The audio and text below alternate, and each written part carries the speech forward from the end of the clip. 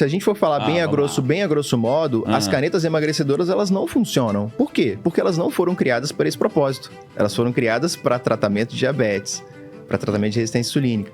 Então, para diminuição de risco cardiovascular em pacientes diabéticos que têm inúmeras evidências. Aí vem um efeito off-label. Então, eu costumo dizer para os pacientes, quando você está se alimentando, ou o que você come está te ajudando ou está te prejudicando. Não tem meio termo, você concorda? Ou o alimento te faz bem, ou ele te faz mal. Não existe nada neutro no mundo, né? E isso é muito bom, quando o seu paciente começa a entender o poder dessa função da alimentação. O que faz uma fotografia ser inesquecível? Ela precisa te tocar, ela precisa te perturbar, ela precisa te incomodar, ela precisa te agradar profundamente, porque o agradar profundamente é perturbador, né? É isso, ela precisa te perturbar, né? Ela precisa te tirar do teu lugar naquele momento. Mano, a galera se forma, ela quer começar a viralizar num vídeo no Instagram, quer que dali de agenda dela lote, porque ela escuta isso, ela lê isso, que alguém botou, falou assim, a agenda já tá lotada, fechada. E as pessoas realmente, o que me fica, assim, me deixa preocupada é que as pessoas acreditam real nisso. Sabe, acreditam real que elas vão se formar e que a agenda delas vão lotar. Cara, é no mínimo 1 ano. E foi o que aconteceu comigo também. Será que o paciente não fica com medo de olhar e falar, mas esse médico ele é muito bonzinho, ele não prescreve nada, ele só vai me mandar comer, dormir e não tem medicação? E pelo contrário, o que a gente conversa de bastidor, a medicina que você aplica hoje, com a quantidade de testes que você usa, de análise de metabolismo, assim, você é um cara bem focado em fisiologia, bioquímica, você faz análise de ácidos orgânicos na urina, enfim, tudo mais.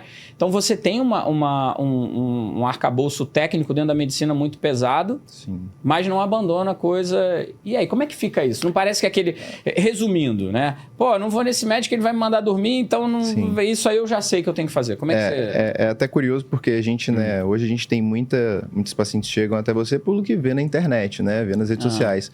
E falando nisso, é curioso, porque um paciente uma vez falou comigo, cara, demorei aqui pelo menos 1 ano para poder vir até o seu consultório, porque eu achei que você ia me deixar vegano. Eu falei, cara, mas de onde você tirou isso?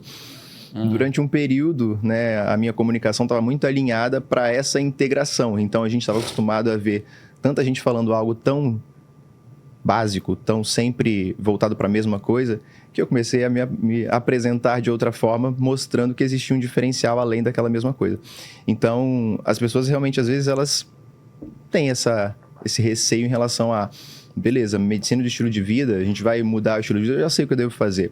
Só que sempre tem algo a mais, né? Tudo que parece muito simples é porque a pessoa que está fazendo aquilo ali, ela é geralmente muito boa, né? Eu vejo você mergulhando, eu falo, pô, isso é muito simples, né? Isso parece ser fácil, parece ser tranquilo, mas a verdade é que tem toda uma técnica envolvida. Sim, então, é só não variar 10 metros abaixo quando você estiver respirando hélio. Se não tiver uma variação de 5 a 10 metros, para você não ter uma doença descompressiva lá embaixo e morrer afogado. É tranquilo. Ou seja, é super só tranquilo. Não variar 10 metros. Super tranquilo. Mas olha só, isso, por exemplo, que você falou é básico. E é isso que eu tento focar, na base.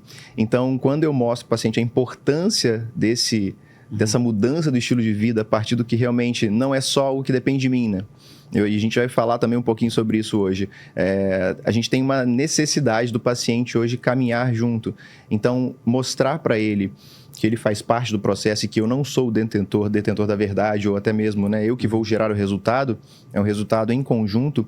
Isso é o que a gente consegue, principalmente quando eu tenho contato com o paciente. Mas realmente é um grande desafio hoje você se posicionar ou você, né, mostrar uma vertente que você segue na rede social, porque grande parte das vezes a gente tem uma pessoa que tem uma competência técnica muito baixa, mas faz vídeos maravilhosos e isso atrai os pacientes de uma forma absurda.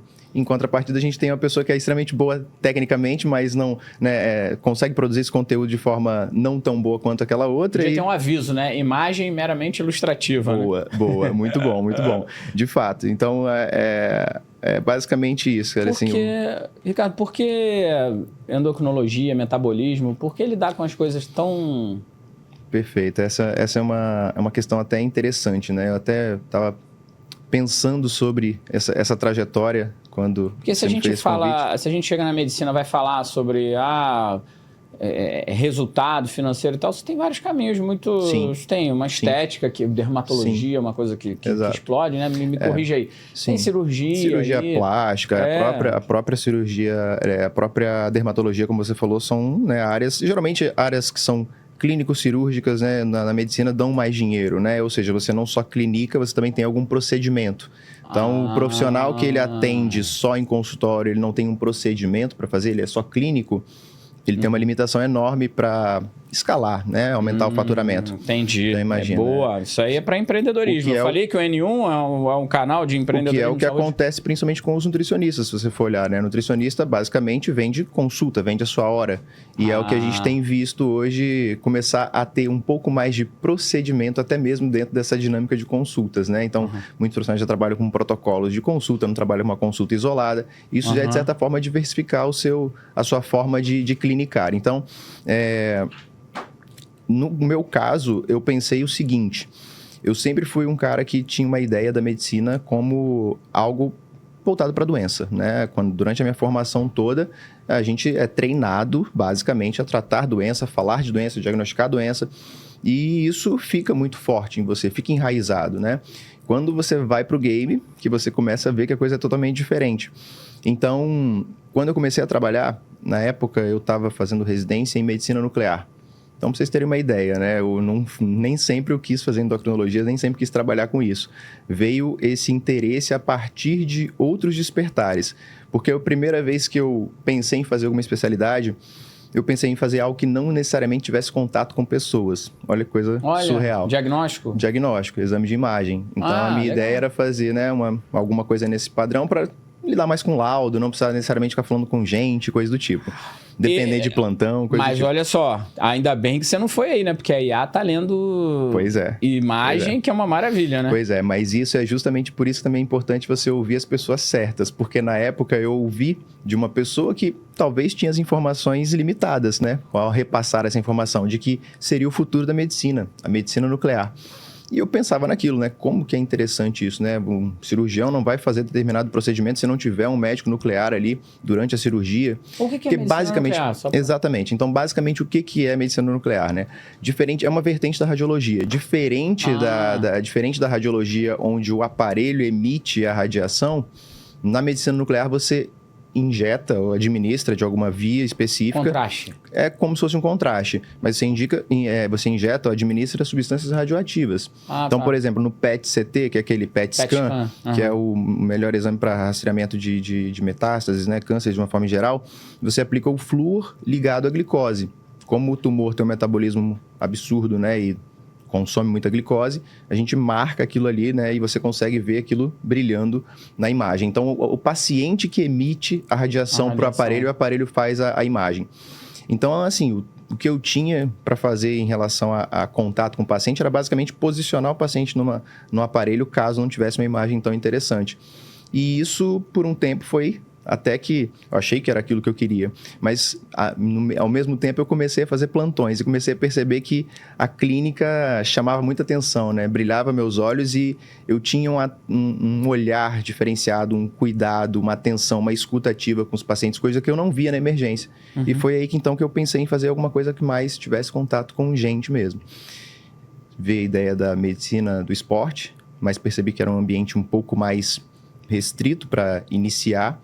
E aí estava explodindo isso em 2014, talvez, uns 10 anos atrás. A nutrologia estava vindo muito forte, mas eu não queria fazer nutrologia, então optei por fazer endócrino, porque era o que tinha um pouco mais daquela parte clássica, técnica da medicina, e poderia, no futuro, migrar para algo mais voltado para essa dinâmica do estilo de vida, que era algo que estava em crescimento. Você saiu de olhar para a doença e olhar para o paciente. Exato. Porque você não tem um diabetes, né? Diabetes isolada... Diabetes no livro é uma coisa, diabetes na dona Creuza é outra. Sim. Hipertensão no senhor João é outra coisa. Hipertensão no livro é uma coisa. Exatamente. Hipertensão no senhor João... Isso é uma coisa que a gente aplica, Ricardo. Contexto. Sim. Eu falo isso muitas vezes, né? Existe um erro que é muito... A gente olhar para a teoria de forma isolada. E aí tem os radicais que dizem que na prática a teoria é outra. Não. Na prática a teoria é a mesma. Sim. Só que a teoria, ela é um pedaço da laranja. O outro pedaço da laranja é o ambiente. Perfeito. Né? Isso no mundo dos negócios. Metade da teoria, a empresa tem que dar lucro. Tá, agora vamos pegar a metade da laranja. Aonde está esse negócio? Onde está essa empresa? Qual é a situação de mercado agora? Será que ela tem que dar lucro agora? Ou é melhor a gente colocar isso para frente? Medicina, nutrição, saúde. Aqui está a teoria, aqui está a Dona Maria. Junta os dois. Sim. Aí espreme. É isso. Você quer fazer um suco com metade da laranja. Não dá. É isso. Então, essa é exatamente a analogia mais interessante que existe. Porque se você não entender quem é aquela pessoa, você está tratando uma doença. A metade né? da laranja, aí não sai o suco. Exato. Então, assim, quando você entende o contexto onde aquela doença está inserida, igual como eu falei no início, a doença ela não está na parte, ela está no todo. E falando em doenças metabólicas... Tá no todo. Isso aí foi muito legal. Falando em doenças metabólicas, a gente está falando diretamente isso, né? Então... Pra que, doutor Ricardo Lorenzoni, que eu preciso ir no médico se eu posso ir na farmácia comprar uma caneta emagrecedora e emagrecer? Eu não preciso mais ir no médico? Pois é. Não é isso? Porque tá escrito ali que emagrece. Eu vi tem um monte de artistas tomando. Eu costumo dizer o seguinte, Valentim, tem um cara do SBT, tem um apresentador aí que emagreceu pra caramba. E aí, então não preciso mais ir no médico. Né? Só pegar a caneta e tá resolvido. Se a gente for olhar uma parte da mídia, da imprensa, a gente vai ver que realmente existe aí a solução de todos os problemas. Muitas vezes as pessoas me perguntam sobre o que eu acho das canetas emagrecedoras. Eu falo que existe uma palavra na medicina que se você falar ela em qualquer pergunta que te fizerem, você vai estar, de certa forma, certo, que é o depende. Depende. Né? Depende é ótimo. Depende é sempre... Não, mas o depende... Pessoal, grava aí.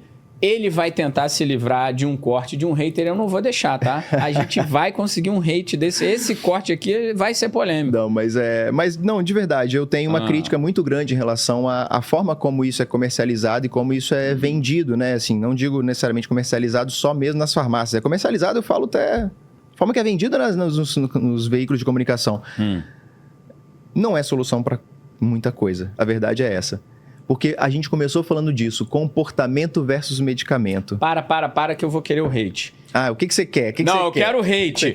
Volta aí, produção, pega aí. Ele falou que não funciona. Não funciona. Caneta emagrecedora não funciona, então... Canetas emagrecedoras não funcionam. Eita, esse vai ser bom. Conseguimos. Produção, conseguimos aqui o hate. Canetas emagrecedoras não funcionam. Vamos, porque já prepara o corte aí, ó. Mas se a gente for falar bem a grosso modo, as canetas emagrecedoras, elas não funcionam. Por quê? Porque elas não foram criadas para esse propósito. Elas foram criadas para tratamento de diabetes, para tratamento de resistência insulínica. Então, para diminuição de risco cardiovascular em pacientes diabéticos que têm inúmeras evidências. Aí vem um efeito off-label, que nesse caso é legal.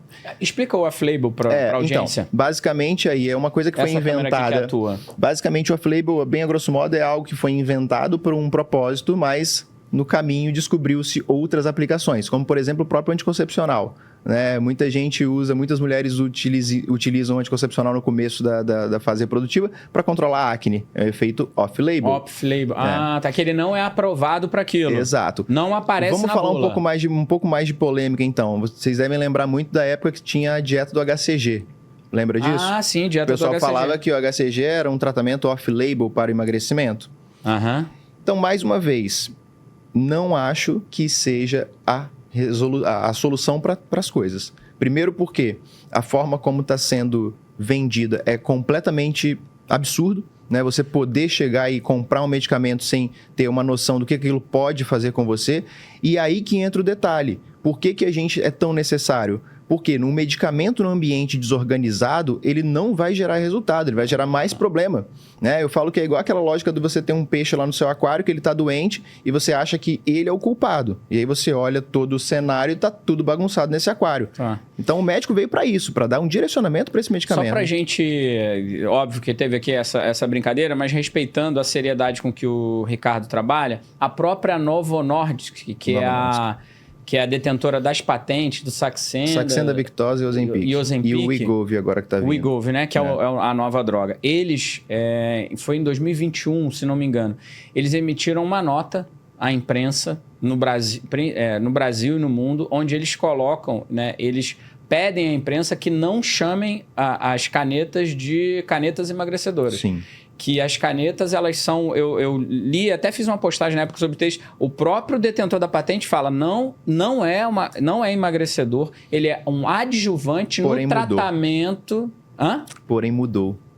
A posição do fabricante mudou. Mudou a posição? Mudou, porque o Wegovy que é a mesma substância, é a mesma substância do Mas eles Ozempic. disseram que era um adjuvante no tratamento. Pois é. Agora, na bula do Wegovy vai vir o único medicamento dessas canetas que tem na bula tratamento de obesidade. Então, mas não chegou. Não, esse está chegando agora no segundo semestre. Legal.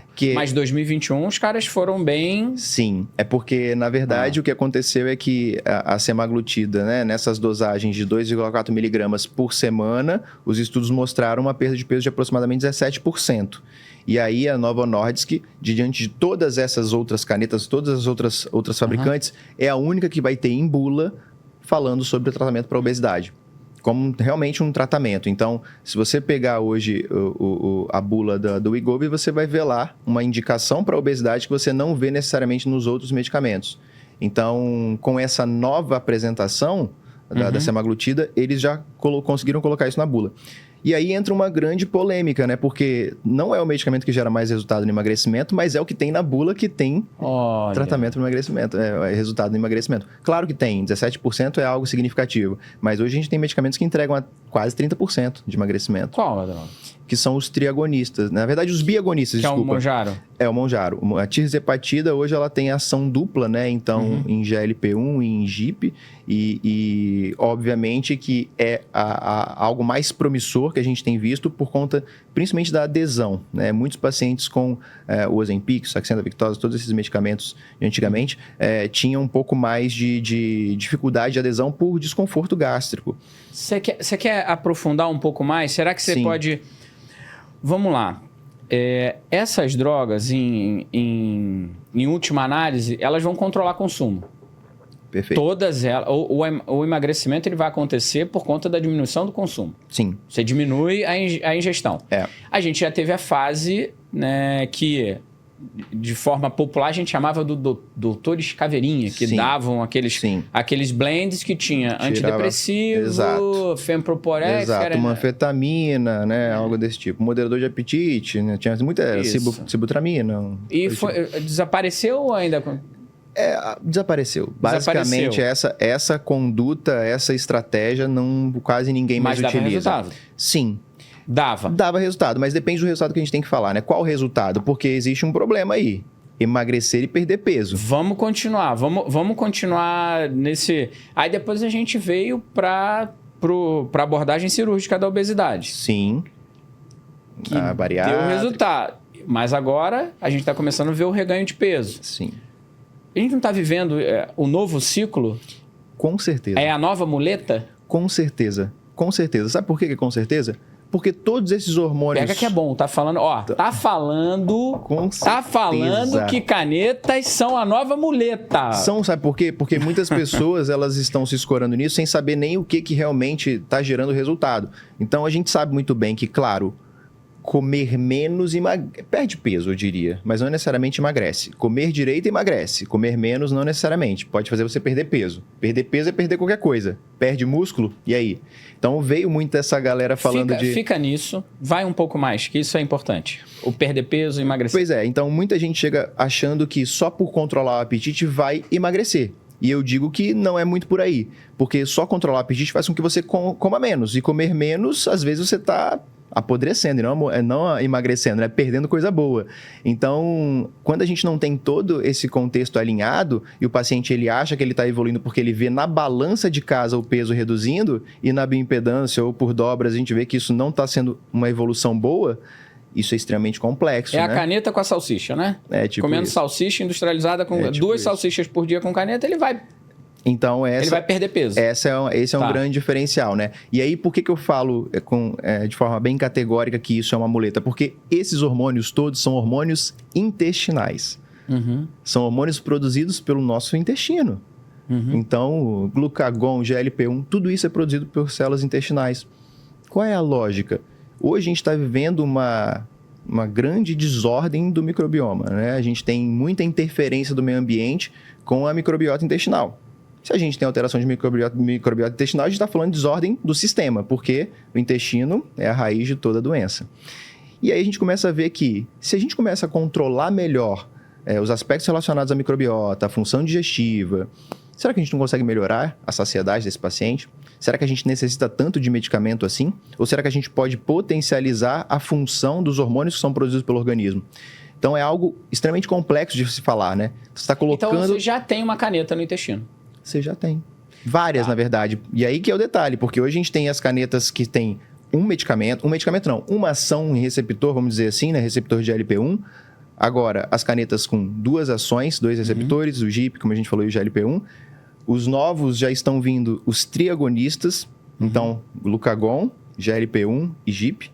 E já tem estudo aí emergente sobre a parte aí dos agonistas quádruplos, que seria um outro receptor, como por exemplo o peptídeo YY, gerando ainda mais saciedade. Ou seja, vocês estão vendo a quantidade de estratégia... estimulado pela proteína, né? Exato. Então... Nathalie, vamos te explorar agora como nutricionista. Se você quiser, a gente volta para você como empreendedora. E aí, por que você seguiu para a nutrição, principalmente para a nutrição funcional? O que você tem a falar? Valentim, para mim, a nutrição funcional, o nome já diz, né? É uma nutrição que tem uma função. Então, isso me agrada muito. Entender que a alimentação ela pode ter uma função. Então, eu costumo dizer para os meus pacientes... Quando você está se alimentando, ou o que você come está te ajudando ou está te prejudicando. Não tem meio termo, você concorda? Ou o alimento te faz bem, ou ele te faz mal. Não existe nada neutro no mundo, né? E isso é muito bom quando o seu paciente começa a entender o poder dessa função da alimentação. Então, aquela mulher na menopausa que fala, caramba, se eu comer linhaça todo dia, eu vou ter vou amenizar meus sintomas porque ela tem fitoestrógenos, que legal saber disso. E ela vai e começa a comer mais linhaça. Não porque a Nutri botou na dieta, mas porque ela entendeu que a linhaça é funcional para ela. Né? A mesma coisa vamos falar do oposto aqui. Então, perdão, hein, gente? Não, tranquilo. O cara que tem uma rinite, uma alergia crônica de nariz, respiratória, e aí ele percebe que ao parar de consumir excesso de lácteos de vaca, ele começa a não ter muco no nariz, rinite. Caramba! Opa! Conseguimos o corte da polêmica! O leite faz mal! Conseguimos, galera! Avisa os haters aí, o leite faz mal! Não precisa cortar essa parte. Ela falou que o leite faz mal! Para alguns, né, Valentim? Salva a brincadeira, vamos contextualizar, óbvio. Perfeito, eu acho que é isso. Nada é uma resposta aumenta a secreção. Eu sofri muito tempo com rinite alérgica e não consumo leite. Tá? Então, não é... Sou mergulhador técnico. Sim. Muco, para mim, significa não poder mergulhar. Pessoas que têm o mesmo problema de rinite alérgica e tudo mais, vivem com sorine e tudo mais. Por exemplo, os mergulhos que eu faço hoje, se eu tiver qualquer tipo de secreção de muco, eu não posso mergulhar. Eu vou estar... no outro lado do mundo, não vou poder mergulhar porque eu não consumo leite. E nunca mais tive há anos. Eu não sei o que são aqueles sorine, essas coisas, eu nunca usei isso, eu não tenho. Então, para você faz sentido. Então, não é que todo mundo vai se sentir mal, né, com leite. Mas, para algumas pessoas, realmente faz a diferença. Qual o problema? É individualidade. É individualidade. E você concorda? Individualidade. Poxa, a partir do momento, né, que eu consigo passar para o meu paciente... Pena. Aí ela não vai dar hate. Ela falou que não é para todo mundo. Podia ter bancado que o leite era ruim para todo mundo, né? No meu consultório, eu falo que é ruim para todo mundo. Fala? Que bom. Porque aí a gente já... Eu tenho meu nicho. Meu nicho, ele gosta de 0 glúten, 0 caseína. Baixa mesmo. É a minha forma de trabalhar. Então, sim, se você quiser entrar, a gente vai fazer uma alimentação mais limpa. O teu podcast aqui é para você. É a tua observação. A tua conduta, a tua prova terapêutica. Tem uma coisa que é delicado da gente tratar, que é o seguinte. Existe a evidência científica. E a prática clínica. Existe a preferência do paciente e existe a experiência clínica. Isso é um atendimento baseado em evidência. Aí você traz um trabalho científico que diz, não, o leite não inflama, o leite não isso, não. Ok, mas por opção, eu não quero oferecer isso para os meus pacientes. Perfeito. E os meus pacientes são de uma linha de tratamento que também não querem consumir. Não querem, eles querem comer búfala, eles adoram. E ok. Alguns falam, é nutri-chique, só búfala e cabra. Não, de vez em quando a gente come uma pizza tradicional, né? Sim, mas no dia a problema. dia. Ok. Isso é importante contextualizar. O que é a medicina baseada em evidência? Excelente. Evidência científica de boa qualidade, preferência do paciente e experiência clínica. Porque isso tudo cai por terra se o cara fala, mas eu quero comer meu pãozinho francês todo dia, eu quero comer meu... Tudo bem, então a gente a gente tem que personalizar, né, Valentim? Porque senão você vira... prescreve pães, assim? Esses dias botei um pão francês na dieta, até falei com ele, você conseguiu me dobrar aqui, hein? Que legal. Mas é isso, né? A gente tem que se adequar. Vai dar hate, tá? Vai dar hate. Você tá preparada, né? Tô preparada. Eu sei que tem a turma que é fãzona do pão francês, tá tudo certo. Gente, podem botar o doce de leite também. Pode, beleza. Eu não como, mas vocês podem comer. É isso. Tudo certo. Tá todo mundo... Me diz, cara, desafio para tomar conta do instituto. Então, aí... Pra que assumir uma bronca desse tamanho? Não Caramba, dava pra ser uma salinha? Né? Por que eu inventei isso? Não dá pra ser uma sala? E dava, uma secretária? Dava, super dava. Mas pra que 2 andares? Não Mas aí a gente começa a fazer as coisas com um propósito e de propósito. E aí a gente percebe que o sonho ficou maior do que o teu espaço. Então, você precisa, o seu espaço precisa acompanhar o seu sonho. Tá. E isso é bom, hein? Né? Nenhum CNPJ é maior que o CPF. Maravilhoso. Nenhuma empresa é maior que o seu líder, né? Você falou, adorei isso. Nenhuma empresa é maior que o líder, isso é muito claro, assim. Muito Quando claro. você quer saber até onde vai uma companhia, olha o líder. Caramba, perfeito. Olha o a líder. sua empresa é um reflexo das suas lideranças, né? Os seus funcionários, enfim. Então, eu me via maior do que o espaço que eu tinha antes. Ah, meu Deus, vai comprar o Shopping Leblon, então, se continuar sonhando desse jeito. Não, mas agora eu acho que de espaço físico tá bom. Agora a gente vai galgando outras coisas, né? E desafios, tá? Você me trouxe. É muito desafiador você assumir vários papéis, né? Então, eu entendi que, tendo uma clínica, eu sairia do papel meramente operacional. Né? Vocês sabem, a gente tem 3 esferas, né, num negócio. Uhum. A gente tem o operacional, que é você ali atendendo pacientes, fazendo o dia a dia. Né? A gestão, que é essa parte... Tática, perfeito. E o estratégico, né? O estratégico que é o meu momento de pensar como sócio, o que eu quero a longo prazo... Então, eu cheguei no momento eu abri aquilo ali, eu falei, caramba, eu não tenho tático, eu não tenho estratégico e o operacional também sou eu. Então, eu sou tudo. Eu sou, né, a empresa sou eu. A gente luta, né, para ter um gestor, um administrador legal, mas a verdade é que o líder, ele precisa, num primeiro momento, assumir todos esses papéis, entender um pouco sobre cada coisa, para depois delegar. E o meu maior desafio até hoje é delegar, né? Porque a gente nunca acha que alguém vai fazer tão bem feito quanto a gente faria. Precisa alinhamento de cultura, precisa a gente falar a verdade para as pessoas, que falta um pouco isso. Gente, o líder, ele é uma pessoa diferente. Não dá para você tirar esse elemento.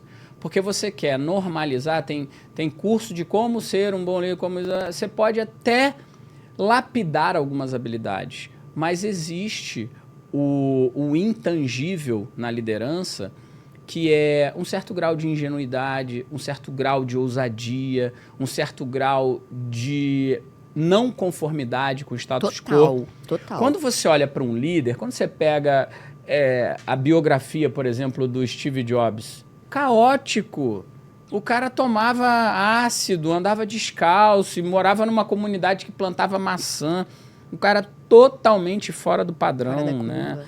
É um cara fora da curva. Elon Musk, Jeff Bezos, pessoas... Então, a essência de um negócio, ela está muito vinculada à semente, porque senão ela não vai conseguir se diferenciar. Você pega 2 caras muito iguais para fazer negócio na área de saúde, vão ser 2 negócios idênticos. Então, se você não tiver uma personalidade muito forte do fundador, o propósito do negócio... Sim. E eu acho que a palavra-chave da liderança é ousadia mesmo, como você falou, né, Valentim?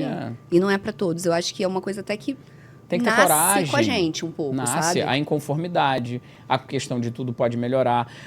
Tudo pode melhorar. As pessoas... Fala isso pro meu marido, explica que é uma coisa boa. Tudo pode melhorar. Crescimento em gap. Tudo pode melhorar. Tudo pode ser melhorado. Eu uso uma máxima e com a minha equipe para dizer para eles, gente, o meu papel é melhorar qualquer coisa em 10%. eu melhorar em 10% não é porque o que você me trouxe é ruim. É porque essa é a minha habilidade. Perfeito. Eu não sou bom como você em várias coisas. E eu digo, dentro do meu ecossistema de negócio, dentro do meu time, eu sou o pior de todos em tudo. Mas eu tenho uma habilidade. Qualquer coisa que me trouxerem, eu vou melhorar em 10%. Eu vou diminuir o tempo, eu vou melhorar a eficiência, eu vou...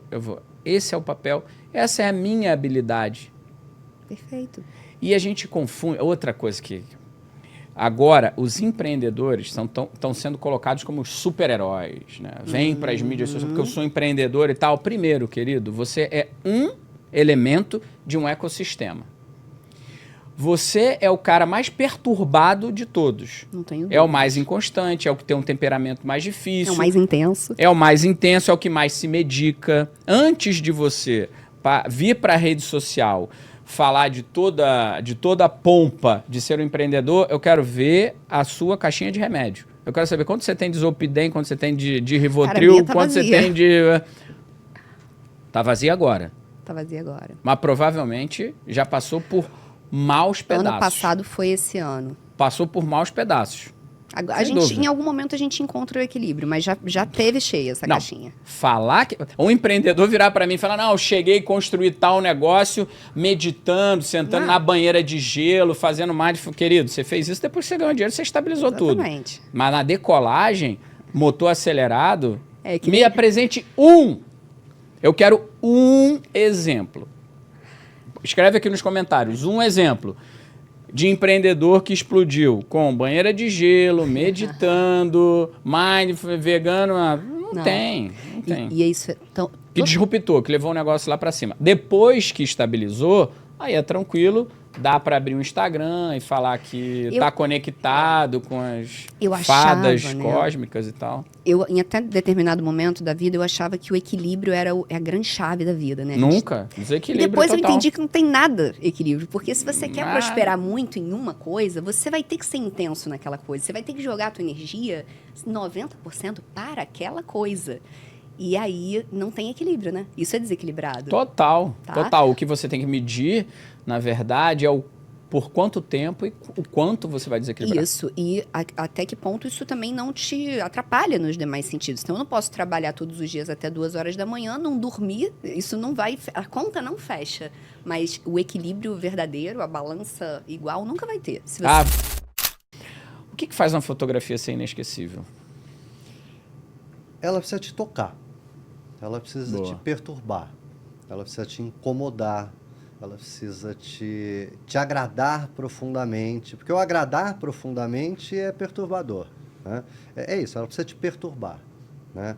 Ela precisa te tirar do teu lugar naquele momento, né? Principalmente hoje, né? Se você tem noção de quantas imagens você viu, são o quê? 4 da tarde? Uhum. Quantas imagens você viu da hora que você acordou até agora? É uma coisa assustadora, né? Você passa, é o outdoor, você entra no carro, é o celular, é o isso, é aquilo. Então, para que você pare numa fotografia, ela precisa te contar alguma coisa que mexa com você, que mexa com a sua emoção, que mexa com seus medos, que mexa... E ela pode fazer isso através da estética, através do enquadramento, através do conteúdo, através de como você organiza esse conteúdo. Aí vai de linguagem para linguagem, mas uma boa fotografia é uma fotografia que te perturba, para o bem ou para o mal. O fotógrafo, Tony, ele planeja muito uma foto ou é uma coisa de instinto? Eu acho que ele planeja muito uma cobertura.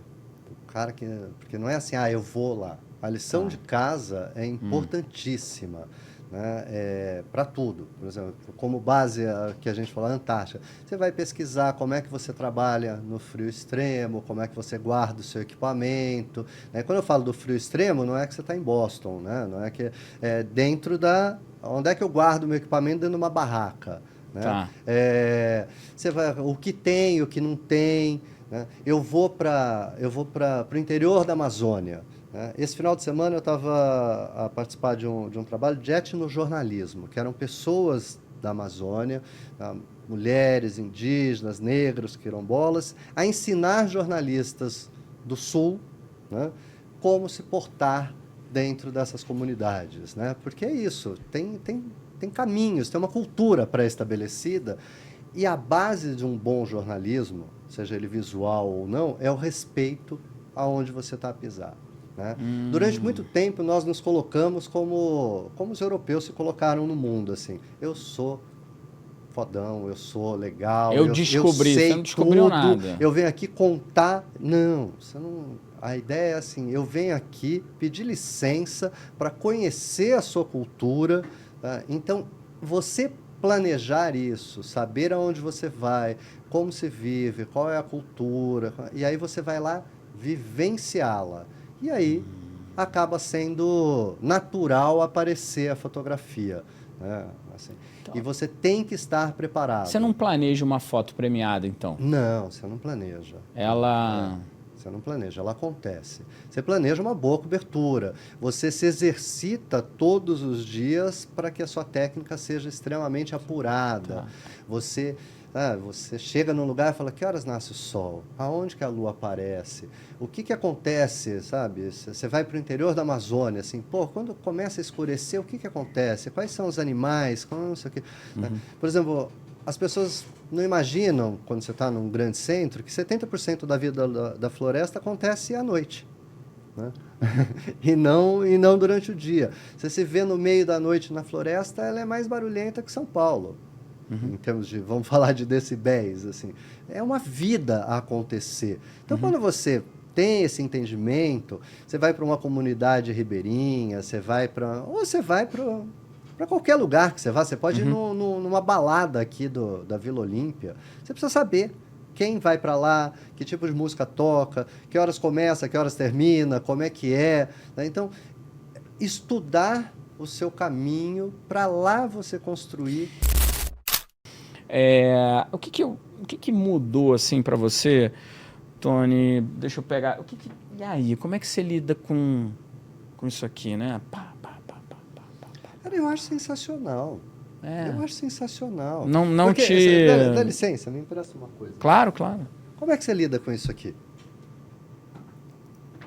Todo mundo tem uma caneta, sabe? Todo mundo tem uma câmera fotográfica hoje, que ótimo, sabe? Começa que a questão é assim, a curvatura da vara, né? Você não sai de um ponto e equilibra, você vem até o outro lado, tá? Então, redes sociais, as pessoas estão enlouquecidas, tá? Você tem explicações científicas, tudo tem. Mas é uma coisa, no popular, como vovó dizia, barata que nunca come melado quando come se lambuza. É algo novo, que chegou, mas eu enxergo mais como um processo de alfabetização visual, ora equivocado, ora não, mas é um processo. Eu acho que é interessante que as pessoas estejam a fotografar mais. Eu acho que a gente pode discutir o que se faz com essas fotografias, como é que pensa a fotografia, né? Mas é um processo. Tem gente que fala assim, eu acho ridículo o cara que vai no restaurante e fica fotografando prato de comida o tempo todo. Eu também acho ridículo, mas eu respeito. Aquela pessoa quis, durante muito tempo, mostrar para o outro um prato de comida, sabe? O meu pai foi um imigrante, ele escrevia para a família dele para contar como é que era o Brasil. Sabe? Levava 30 dias a carta para chegar de navio. Sabe? Aí a pessoa recebia, levava 10 para escrever, mais 30 para dizer assim, comi feijoada. E como é que você explica o que é feijoada? Cara, que fantástico, que hoje eu faço um clique... Né? Então, é um processo e faz com que o chamado profissional tenha que ser muito melhor. Né? Tá. Porque se todo mundo fotografa, por que eu vou contratar um fotógrafo? Porque este profissional tem um lastro maior, ele tem mais o que dizer, não é só o domínio técnico, ele sabe mais o que fazer. Né? Por que a pessoa compra... um esportista compra uma foto da plataforma Banlec, porque ele sabe que aquilo foi feito por um profissional. E, senão, ele leva a sobrinha dele para fotografar, vou correr, vamos lá, depois te paga um milkshake. Não, ele escolhe um profissional. Neste momento que a gente é inundado por fake news, tal, O que vai salvar o jornalismo é a credibilidade do profissional. O cara vai olhar e falar assim, essa foto é do Valentim, então eu acredito que o que conta aqui é verdade. Essa foto é do Tony Pires, eu acredito. E isso faz com que eu também tenha que ter responsabilidade com o veículo que vai distribuir a minha foto, né? Então o cara vai olhar e vai falar assim, isso está no jornal X, eu acredito neste veículo porque ele está passando o material do profissional Y. Eu compro minha foto da Banlec porque é uma plataforma séria, responsável, honesta, tal. Isso é o que dá a credibilidade. Então, eu particularmente sou super feliz que todo mundo esteja fotografando. Né? Eu acho que é um processo... Como tudo é uma evolução, a sociedade vai aprender mais, vai entender mais. Essa exaustão pode ser que não volte. Eu sou um sonhador e acho que a gente vai achar um equilíbrio, né? Mas a vida está se transformar muito, ela está se revolucionar muito, não é uma transformação. Acho que desde a Revolução Industrial a gente não tinha uma mudança na sociedade tão grande. Inteligência artificial, daqui a pouco a gente não sabe mais o que é verdade. O que é verdade ou não é verdade, né?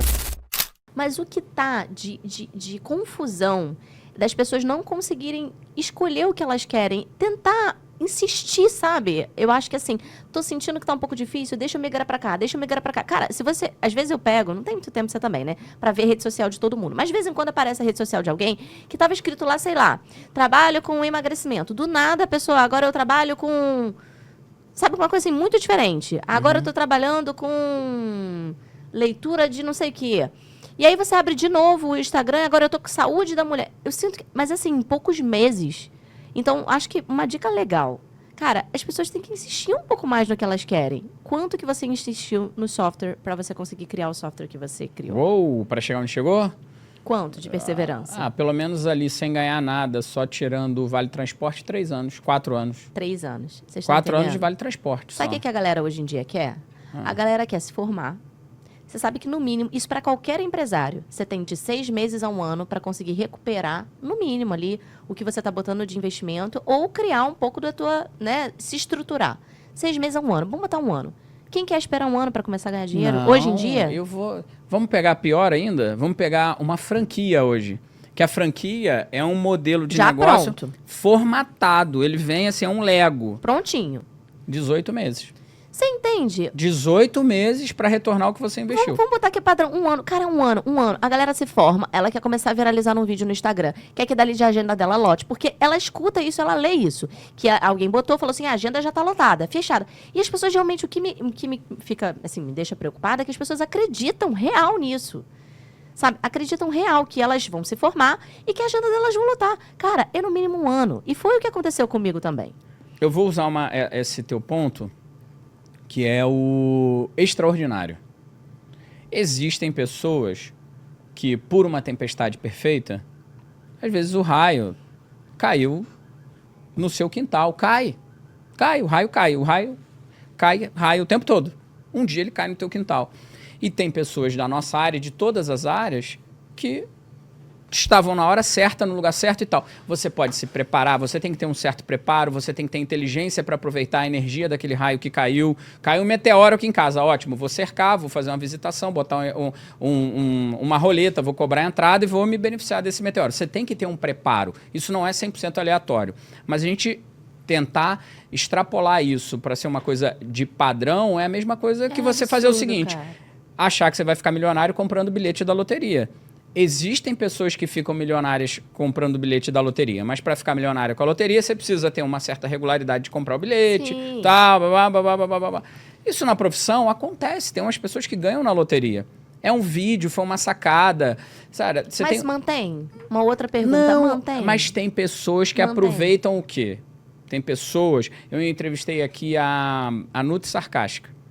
Ela aproveitou. Ela pegou um vídeo dela que viralizou, ela aproveitou. Ela fez a mentoria, ela fez o grupo de emagrecimento dela, ela deu essa rampada que a gente chama, só que na subida ela foi estruturando, ela foi colocando os degraus e estabilizou num platô. Ela não deixou voltar. Tá. 90% das pessoas, acontece o que você falou, é o voo de galinha. Sobe na mesma velocidade que subiu, desce. Então... Efeito Big Brother. É o efeito BBB. São 22 programas do Big Brother. A gente não lembra quais foram os vencedores. 24 agora, né? 24, né? Quem foi o vencedor do último, do penúltimo, do outro? São pessoas que saem de 10 mil seguidores, vão para 5 milhões, 20 milhões, 10 milhões de seguidores, conseguem uma audiência absurda e quando você vai ver... Se não tiver cuidado com a imagem, já acabou. Já era. Poucos foram os que continuaram. Se eu tiver que lembrar algum nome aqui... vou lembrar, o Bambam é um cara que foi... Eu ia falar Bambam, a gente tá ficando velho, Não! Tá ficando velho. Amigo, Mas você acabou de denunciar a sua idade, tá? 46. Tá tudo certo, a gente também. 46. O que eu não quero falar a acontece? minha, não. O que acontece com o Bambam? Ele se promoveu. Ele se promove o tempo todo. Ele não foi lutar agora? Tomou uma surra do Popó, né? Durou 10 segundos. Porra, o cara vai... O campeão mundial... Como queimar a sua imagem em poucos segundos. Mas é isso. É um cara que Tem vive... É um cara que vive de entretenimento. Sim, sim. Ele vive de aparecer, independente de como. Então, o voo de galinha é muito perigoso. Você pode ganhar na loteria. Se você não souber o que fazer com aquilo ali, tem muita gente que perde o prêmio. Várias pessoas perdem o prêmio e voltam a zero. Então, esse sucesso repentino, ele acontece para pessoas muito bem preparadas. Se a gente chegar hoje e te colocar numa situação dessa, eu tenho certeza que você não volta. Se a gente te lançar num foguete, você nunca mais volta para a Terra. Você vai povoar a Lua. Se for outra pessoa, eu acho que 99% das pessoas vão até a Lua e vão voltar. Você não, você vai ficar. Que é uma tempestade perfeita. Você tem preparo, você tem visão, você é uma puta empreendedora, você tem história e tal. E é isso que a meninada não entende. Pode existir esse elemento de rampagem, repentino, mas você tem que saber como aproveitar. Tem que ter um preparo. E falta preparo. Acho que falta base. A galera tem que se preocupar, outra orientação que eu daria, em construir mais base para que você tenha mais oportunidades nesses lançamentos, tá? Que você está dizendo. Quanto mais base, mais oportunidade para você pegar esses lançamentos. Você vai para ir para o espaço, você precisa ser um astronauta, né? E aí, para isso, quanto tempo um astronauta se prepara para poder ir para a Lua? Uma vez só. Decora isso, que daí você pega para a tua vida. Cara, quanto que ele se prepara para poder fazer um pouso? E você aí, achando que é só continuar fazendo uns videozinhos sem base. Faz a base direito. O modelo suficiente, realização, essa é uma palavra que está faltando, né? Sim. Falta para os empreendedores e falta muito na nossa roda de discussão, por quê? A gente é impelido a se validar por conta das nossas conquistas materiais. Sim. Muito, muito. Você vê que quando a gente fala, eu me percebo, eu me vejo assim, às vezes, eu estou em algumas mesas de bate-papo, que alguém pergunta, você vendeu um software, agora você empreende e tal. Aí eu ia para os números, né? Meio que para resolver o problema, então toma aqui o número, você quer o número? Então é isso aqui. Então o software é tanto, vendi por tanto, e aí meio que resolve a parada. As pessoas querem saber só isso. Querem saber o número, qual é a conquista material. E isso é muito vazio, né? Isso é muito vazio, é desconfortável, porque eu vou estar competindo numa área que eu nunca vou ganhar. E praticamente 7,9 bilhões de pessoas não vão ganhar. Por quê? Se naquela mesa sentar o Elon Musk ou o presidente da NVIDIA, acabou o papo, porque ele ganha de todo mundo 10 vezes. Entendeu? Quando a gente vai para essa discussão do material, eu acredito e estou construindo no meu ecossistema e nas mesas que eu estou sentando agora outras coisas. O importante para mim, o sucesso, a prosperidade, ela vem de outros elementos. Como é que você está? O que você fez no final de semana? Viajou? Está onde? Como é que está a família? Tá treinando? Está cuidando de você? Como é que está a alimentação? Como é que está a saúde? Para mim é qualidade de vida. É isso. E aí, realização, é isso. É o quanto você está satisfeito, o quanto que você está pleno com o que você está vivendo hoje. Porque senão você não está vivendo uma vida plena. Você está vivendo uma expectativa de algo que amanhã vai acontecer. Você vive numa expectativa, você vive em suspensão. Exato. Você nunca está na sua vida. Você está pairando sobre a sua história. Você não está vivendo a sua história, né? Isso que... E eu fico num dilema, né? Porque depois que eu vendi essa minha primeira empresa e tal, eu comecei a prestar mais atenção nisso. Estou viajando mais, estou saindo de uma viagem para outra, emendando e tal. E tem vezes que eu dou uma pausa, dou uma trabalhada maior. E as pessoas não estão entendendo. Elas estão falando, pô, Valentim, mas você está viajando muito, você parou de trabalhar? Eu falei, não, continuo trabalhando, continuo empreendendo, continuo tendo minhas reuniões, meus compromissos e tudo. Só que agora eu privilegio outras coisas. Ao invés de eu vir aqui na rede social me gabar por conta de número, eu vou me gabar porque eu tô viajando pra caramba, eu vou me gabar por um monte de lugar maneiro que eu tô conhecendo, um monte de gente legal que eu tô conhecendo, um monte de experiência legal. Esse movimento... Tem que ser por você e não pelo outro, né? Então, para mim, o sucesso é você conseguir realmente juntar a tua essência com algo que te realize. Então, a minha essência sempre foi essa. Você sabe, Valentina, eu não gosto de pintar as unhas, me maquio quando eu quero. Tô aqui, eu falei com a Paty, com o pessoal aqui toda da equipe, queria só um corretivo, ver se meu rosto tá brilhoso, eu não tô com base na testa. Eu não quero deixar de ser quem eu sou. Das pessoas que eu mais admiro na vida, e muitas também que têm uma condição financeira muito boa, eu tenho pessoas na família que são bilionárias, assim, real. E, cara, são pessoas simples. Você não diz, você não acredita. Se você vê, você vai falar, não. As pessoas acreditam muito que... Óbvio que tem uma questão da imagem, da aparência, né? Da gente cuidar, porque diz muito sobre autocuidado, no sentido de você se cuidar, e é aquilo que eu mais faço. Eu me alimento bem, bebo água, cuido da minha pele, no sentido de manter ela bonita, sem eu precisar me maquiar. Autocuidado, beleza. Só que, muitas vezes, a gente vive pela imagem que a gente quer passar para o outro, e não sobre o que você sente bem. Eu me sinto bem com o vestido que eu tô, com a roupa que eu tô. Você vai se alinhar para cada local que você tá, né? Como boa carioca, eu gosto de ir à praia. Então, aquela carioca que sempre tá de chinelo, de vestidinho, a roupa à vontade. Então, você tá num ambiente mais formal, você vai botar uma roupa formal. Mas não pode perder a essência. E eu sinto que as pessoas que são mais realizadas mesmo, elas fazem o que elas gostam e elas botam muita energia. Elas não têm medo de insistir até o fim. Pode quebrar 1, 2, 3 vezes e a pessoa fala, eu continuo insistindo. Eu vou falar aqui, posso falar em nome dele, Marcelo Bastos, dono da Farm, que é tio da minha irmã. Ele, a Farm, quase quebrou milhões de vezes. Ele conta agora cada vez mais nos podcasts dele. E eles insistiram, ele e a Kátia. Eu vi a Farm não existia. Vi a Farm crescer com meus próprios olhos. Uma potência, né? E o cara é a pessoa mais simples do mundo. Se você encontrar com ele, você vai ver ele sempre com a roupa mais simples do mundo. Não precisa de muita roupa. Tem o suficiente. Eu quero dizer que rico é quem isso, tem... ele gosta... Riqueza é ter o suficiente. Ele gosta do que ele faz, ele se sente realizado e ele não perde a essência dele. É o mesmo cara que eu conheço desde que era criança. Não mudou, não mudou nada. O mesmo que se formou em ADM, que foi lá fazer um negocinho, Babilônia Feira Hype, com um negocinho lá de roupa no meio lá da feirinha, que é o mesmo cara que hoje eu converso, com seus 50 e poucos anos, que eu conheço a minha vida inteira. Minha mãe foi casada com o irmão dele, segundo casamento da minha mãe, que nasceu a minha irmã, né? Então, foi o segundo casamento da minha mãe. E não muda nada. Eu não quero mudar minha essência. Inclusive, ele não sabe, mas ele foi uma das pessoas que me inspirou profissionalmente. Fora minha mãe, que era também uma boa empresária, advogada, ele foi um cara que eu sempre observei. Você tem uma ideia, assim, teve uma época que eles estavam na dúvida se eles iam abrir uma farm na Gávea ou no Rio Sul. No Rio Sul ia ser uma farm grandona, 2 lojas. Na Gávea ia ser uma farm menor e ela era mais caro, o ponto da farm no shopping da Gávea. Eles falaram, não, a gente quer no shopping da Gávea. Eu ficava, cara, não faz sentido, maior... Quando você sabe, o público, no sentido mesmo de você começar a se posicionar. Não, eu quero assim, primeiro esse público, eu quero primeiro isso, eu quero esse perfil aqui, eu quero tal coisa, e eu vou crescendo. É você não ter medo de errar, sabe? E eu acho que é isso. O sucesso, ele é a tua essência junto com algo que você ame muito fazer. Não tem como essa receita dar errada.